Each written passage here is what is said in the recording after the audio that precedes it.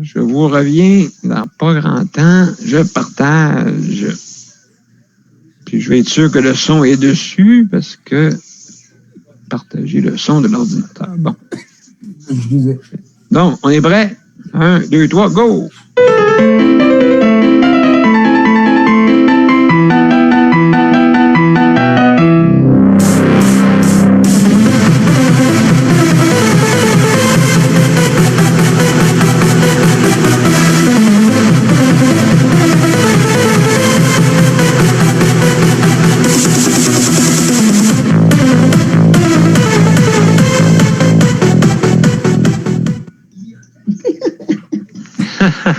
Bonsoir et bienvenue à l'émission Justice de santé. Donc, merci aux invités, Nicole, Luc et Caroline. Merci beaucoup.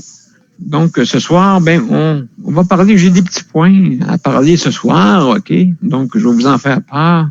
Premièrement, il y a le fonctionnement de Justice Santé. Ça, je vais le faire immédiatement, comme ça, au moins, le monde va comprendre un peu comment ça fonctionne. Maintenant, le thème numéro 3, nous avons besoin de rechercher ces chroniqueurs pour mettre un peu plus de présentation qui peut être intéressante pour plusieurs. Donc, ça. Et aussi, je vais parler du ministère de la Santé, chèque emploi-service. Il y a le système de livraison, ça aussi, je vais en parler. Je n'ai pas parlé hier, on n'a pas eu le temps. Et sortir un usager d'un centre d'hébergement. Donc, je vais vous expliquer un petit peu le fonctionnement. Donc, on va commencer par l'accès, OK? Très important. Donc, vous pouvez avoir accès sur Zoom avec un lien web. Donc, à ce moment-là, vous pouvez venir rejoindre notre émission en direct. Ou bien aussi, vous pouvez utiliser le téléphone, bien sûr, en signalant le code régional 438 dans la région de Montréal, bien sûr, le 809-7799, avec le numéro d'identification qui est très important. Si vous voulez venir par téléphone, OK, en faisant le 450-895-52, le 450-895-25-76 et on est rejoignable aussi par le courriel de Justice de santé, bien sûr, pas d'accent, collé en un mot, @gmail.com. Donc, vous pouvez venir nous visiter. J'en prends 10, environ 10 sur le panel. Et puis, le 11e, bien sûr, peut faire une intervention de 1 minute à peu près, pour pas que j'aille trop de monde en même temps à gérer, parce que on peut aller jusqu'à 100 personnes, donc ça peut aller loin, là.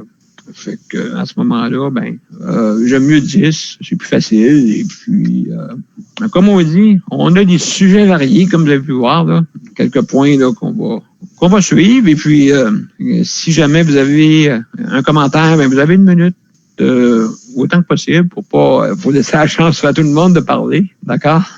Donc, on va parler du premier point. Alors, bonsoir à tout le monde. Bonsoir. Bonsoir. On va commencer. Nicole, t'avais-tu de quoi dire?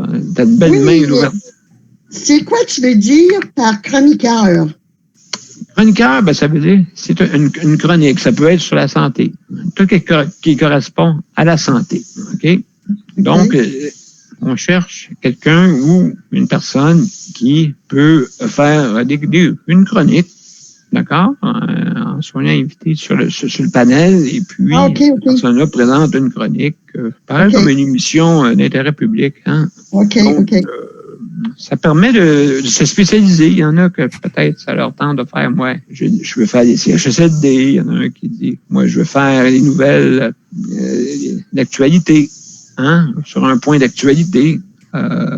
D'autres, ça peut être tout ce qui correspond à la santé publique. Hein, on est là pour ça. OK. Les personnes aussi qui ont des conditions de handicap, ça peut être beaucoup de choses, là, beaucoup de sujets là, qui peuvent intéresser le public.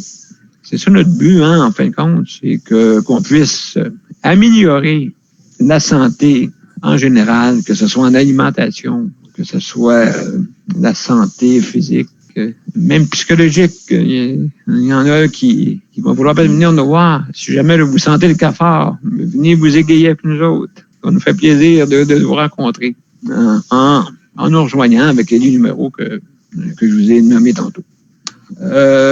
On va aller au premier point. Hein? Il y a un premier point intéressant. Si vous voulez intervenir, hein, vous me dites avec la petite main. Mais là, je la vois pas parce que je suis en dehors, d'accord? Donc, si jamais, là, je vais venir faire un petit tour de temps en temps pour voir si vous êtes là. Ah, vous êtes toujours là. Parfait. Excellent. C'est ça que je veux. Donc, maintenant, le numéro 3. Je veux dire, on a parlé un peu, recherchiste, chroniqueur, comme je sais parler tantôt. Donc, ce point-là, si jamais vous avez de l'intérêt, venez communiquer avec nous là sur notre courriel, okay, pour qu'on puisse discuter avant, bien sûr. Mm-hmm. Donc, là, je suis rendu au point 4. Je voudrais féliciter le ministère de la Santé, okay, pour avoir renforcé l'urgence sanitaire dans les centres d'hébergement. Par contre, la prévoyance n'était pas au rendez-vous, malheureusement, pour amoindrir les effets sur le segment des personnes visées par COVID-19, surtout les personnes en âge avancé. Hein, surtout, qu'est-ce qui arrive, c'est que habituellement, c'est une corade de 19. COVID-19, corade. Corade. D'après moi, il aurait dû l'appeler de même. Oui. Bon.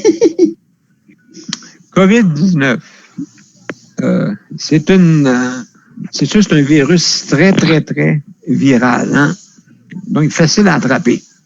Je sais pas si vous avez vu les petits crochets, là, mais ils s'accrochent après nous. Et puis, c'est sûr, il faut faire attention à ce moment-là que ils s'en prennent. Ce virus-là s'en prend surtout à ceux qui sont âgés de 70 ans et plus. Surtout. Donc, il s'attaque bien sûr aux poumons, il s'attaque aux cellules des poumons. Et puis, je sais là, qui ont peut-être des antiviraux là, qui peut amoindrir, comme on dit, l'inflammation. Hein, c'est ça qui est le problème. Et puis, il s'en prend, surtout les personnes. Et puis, c'est en général, c'est 15%.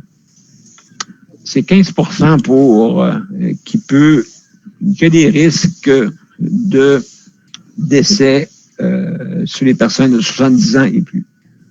Donc, à ce moment-là, c'est dans les CHSLD qui se tient le plus. C'est là qui fait le plus de ravages. Donc, malheureusement, une bonne nouvelle, c'est que, enfin, les préposés mettent des masques.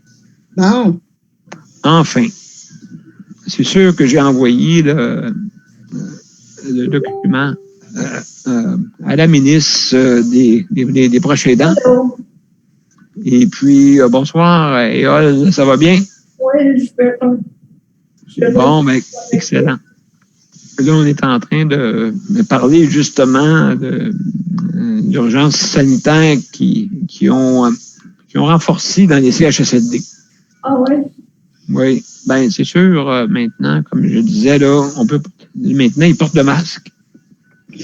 C'est drôle, tout le monde, à l'extérieur des CHSLD, sans hébergement, portait des masques, déjà. C'est drôle, pourquoi qu'on n'a pas fait de prévoyance là-dessus? Ça, c'est un peu...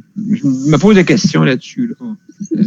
Pourquoi qu'on n'a pas été proactif là-dessus? On aurait pu vraiment renforcer l'urgence sanitaire qui devait avoir lieu dans les CHSLD. Comme vous avez pu voir, il y a eu des tragédies aujourd'hui dans les CHSLD, surtout à Laval, quasiment toute la bâtisse est atteinte du COVID-19. Pas des farces. Fait que c'est très difficile à ce moment-là qu'on appelle ça, de protéger ceux qui en ont le plus besoin. Et puis, malheureusement, on n'a pas su peut-être être prévoyant. On était prévoyant surtout. Sortez pas dehors, faites pas ça, et puis ainsi de suite. Puis dans le fond, qu'est-ce qui est arrivé? Arriva, c'est qu'il y a beaucoup de centres d'hébergement qui sont infestés. Oui, ils ne portent pas de masque. Je ne sais pas si c'est pareil dans les ressources intermédiaires, là. Non, il n'y en a pas. Non. Puis toi, Luc, est-ce que tu as chez toi des cas de COVID? Non. On va toucher du bois. Oui, non, oui. On va toucher du bois. Jusqu'à maintenant, il n'y en a pas. Non, c'est exact. Et puis, je présume que Caroline aussi, elle n'en a pas chez elle, j'espère. Et puis, c'est juste moi chez nous. Ah bon, OK. Ouais. Mais dans le CHSLD de ma mère, j'ai pas eu de nouvelles dernièrement. Non, OK. Oui. Fait que c'était à 0 il y a une semaine. Et vous, dans votre CHSLD, est-ce qu'il y en a? Non, c'est 0 aussi que on a un département dans le centre de jour, OK, pour pouvoir aller là si jamais il y a du monde à isoler. Okay. Mais il n'y a personne. Mais je sais que il y en a, là, dans le bout de Laval, là, c'est épouvantable. Même, c'est rendu qu'ils font des offres d'emploi. J'ai entendu ça à 98.9, à 98 aujourd'hui, justement, et puis ils offrent des emplois avec du monde qui ont soit d'expérience ou qui n'ont pas d'expérience. Oh mon Dieu. Donc, ça veut dire que c'est rendu un code rouge là-bas. Et puis, écoutez, c'est pas nouveau, hein, parce que en Europe, en Allemagne, ils font ça, la formation travail en direct. Pour justement, il y avait des pénuries un peu partout à travers la planète avant la COVID, mais là, je crois que on rentre dans une nouvelle ère, hein, l'ère. Je pense que c'est un nouveau monde qui va arriver après. C'est sûr que ça va être un monde où il va y avoir plus de plages en CHSLD parce que la plupart des élèves, ça va être là. Oui. Du darwinisme, là, c'est triste. Oui. Donc, toutes les personnes vulnérables, lourdement handicapées, âgées, il va y en avoir une partie qui vont être qui seront plus là. Éliminées. Oui. Parce que même selon le scénario le plus optimiste, est-ce qu'il y a eu 2 scénarios de présentés aujourd'hui par le gouvernement? Oui. Donc, selon le scénario le plus optimiste, il y a quand même beaucoup de décès. Et si la tendance se poursuit, mais ça va être des personnes âgées. Justement. CHSLD. Dans les chiffres, excusez, je vais juste terminer là-dessus. Oui, vas-y. Donc, on parle d'hospitalisation et de soins intensifs. Les chiffres sont beaux de ce côté-là, mais ça n'inclut pas les personnes qui sont en CHSLD parce qu'elles ne sont pas hospitalisées. Ne seront pas hospitalisées. Ouais. Exactement. Oui, vas-y. Oui, c'est à toi de parler. Écoute, je vais peut-être... il y a peut-être du monde qui va critiquer mon intervention, ma pensée. C'est que je trouve que le gouvernement et Madame la ministre McCann,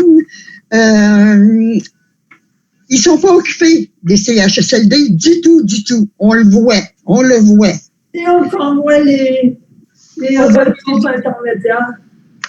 Aussi les ressources intermédiaires. Tout ce que c'est qu'ils regardent, comme Caroline dit, et moi, je suis inclus là-dedans, tout ce qui regarde les vieillards, les handicapés, tout ça, le ministre et la ministre Oui. McCann, ils sont pas occupés d'eux autres du tout. Qui va être éliminé? Ils font Écoute, moi je dis que peut-être que la vie fait un tri, je sais pas, mais ça a l'air à ça. Puis en tout cas, ils n'ont pas aidé ben la situation. Les CHSLD, c'est pas possible. Puis toute la gamme.